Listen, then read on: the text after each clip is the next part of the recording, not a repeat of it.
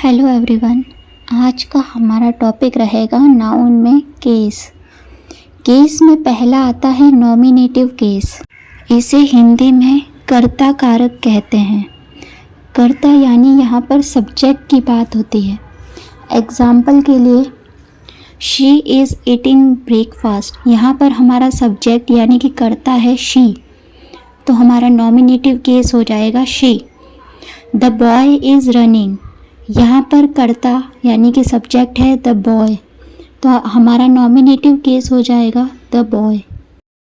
हमारा दूसरा केस है एक्यूजेटिव केस, जिसे हिंदी में कर्म कारक कहते हैं। यहाँ पर बात होती है ऑब्जेक्ट की, डायरेक्ट ऑब्जेक्ट या सिंगल ऑब्जेक्ट की। एग्जाम्पल के लिए यू आर लर्निंग इंग्लिश, यहाँ पर इंग्लिश हमारा डायरेक्ट ऑब्जेक्ट है, इसलिए हमारा एक्यूजेटिव केस इंग्लिश होगा। सेकेंड एग्जाम्पल है शी रेड द बुक, यहाँ पर द बुक डायरेक्ट ऑब्जेक्ट है, यानी हमारा एक्यूजेटिव केस द बुक होगा। हमारा अगला केस है डेटिव केस। यहाँ भी ऑब्जेक्ट की बात होती है, लेकिन इनडायरेक्ट ऑब्जेक्ट की बात होती है। इसे हम हिंदी में कर्म कारक ही कहते हैं। एग्जाम्पल के लिए my father give me a car, यहाँ पर अ कार डायरेक्ट ऑब्जेक्ट है, यानी कि वो एक्यूजेटिव केस है, लेकिन मी यहाँ इनडायरेक्ट ऑब्जेक्ट है, तो हमारा डेटिव केस हो जाएगा me. She give her friend a gift, यहाँ पर अ गिफ्ट डायरेक्ट ऑब्जेक्ट है, यानी वो एक्यूजेटिव केस है। हर फ्रेंड इनडायरेक्ट ऑब्जेक्ट है, इसलिए वो हमारा डेटिव केस है।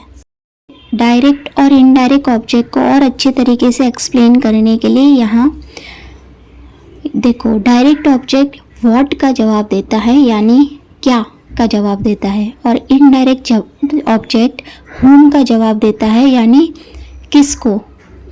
एग्जाम्पल के लिए हम देख सकते हैं the company offered the employ a promotion, यहाँ पर द एम्प्लॉय हमें whom का जवाब दे रहा है, यानी किसको, द एम्प्लॉय को, तो वो हमारा हो गया डेटिव केस। लेकिन व्हाट का जवाब दे रहा है अ प्रमोशन, क्या का जवाब दे रहा है अ प्रमोशन, तो वो हमारा डायरेक्ट ऑब्जेक्ट हो गया, यानी कि वो हमारा एक्यूजेटिव केस हो गया। हमारा चौथा केस है पसेसिव केस। पसेसिव केस हमें ओनरशिप या पोजीशन की बात करता है। एग्जाम्पल के लिए हम देख सकते हैं Rohan's book is on the table, यहाँ पर बुक किसकी है, रोहन की, रोहन्स बुक, तो वो रोहन्स जो है वो हमारा पसेसिव केस हो जाएगा। सेकंड एग्जांपल है द कंपनीज प्रॉफिट्स इंक्रीज्ड, यहाँ पर प्रॉफिट्स किसके हैं, कंपनी के हैं, तो वो जो कंपनी के हैं वो कौन सा वर्ड बता रहा है, कंपनीज, तो वो हमारा हो जाएगा पसेसिव केस। पसेसिव केस के कुछ वर्ड्स हैं जो हमें याद रखने हैं, जैसे कि माई, और your, his, her, its, their. हमारा अगला केस है वोकेटिव केस। वोकेटिव केस को हिंदी में कहा जाता है संबोधन कारक, यानी किसी को संबोधित करना, यानी एड्रेसिंग समवन, किसी को बुलाना, वो सब वोकेटिव केस में आ जाता है। एग्जाम्पल के लिए मॉम आई एम होम, अब यहाँ पर मॉम को कहा जा रहा है कि मैं घर पर आ गया हूँ या मैं घर पर आ गई हूँ, तो किसको कहा जा रहा है, मॉम को, तो हमारा वोकेटिव केस हो जाएगा mom.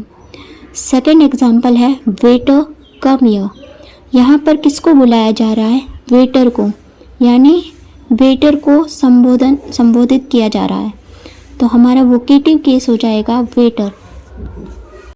Like, comment and subscribe.